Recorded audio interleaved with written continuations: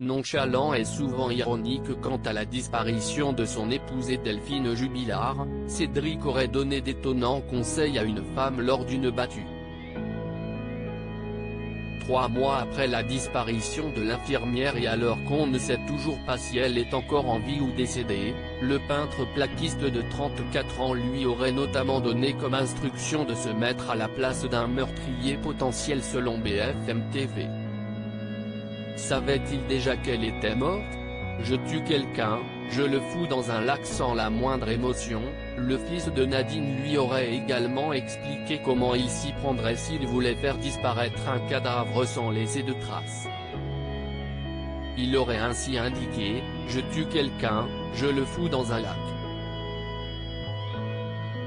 Je lui ouvre peut-être pas le bide, mais je leste le corps. Parce que tu sais très bien qu'un corps flotte.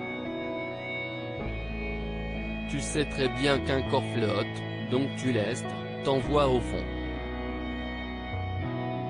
Pour rappel, Cédric Jubilard a rencontré sa nouvelle compagne, une aide-soignante de 11 ans son aînée, lors d'une battue destinée à retrouver son épouse. Après avoir noué contact grâce au fils de Séverine, ils se sont ensuite revus pour une soirée à deux.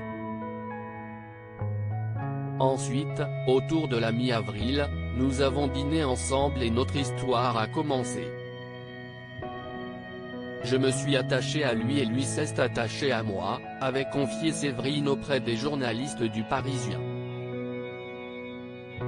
Considéré comme le principal suspect dans cette affaire, Cédric Jubilard a été incarcéré à la prison de Cesse le 18 juin dernier et mis en examen pour homicide sur conjoint. Sa dernière demande de remise en liberté a été rejetée le 22 novembre 2021. Il a été une nouvelle fois entendu le 3 décembre 2021 pour détailler aux 2 magistrats chargés du dossier le déroulé exact de sa dernière soirée avec Delphine Jubilard. Cédric Jubilard reste présumé innocent des faits qui lui sont reprochés jusqu'au jugement définitif de cette affaire.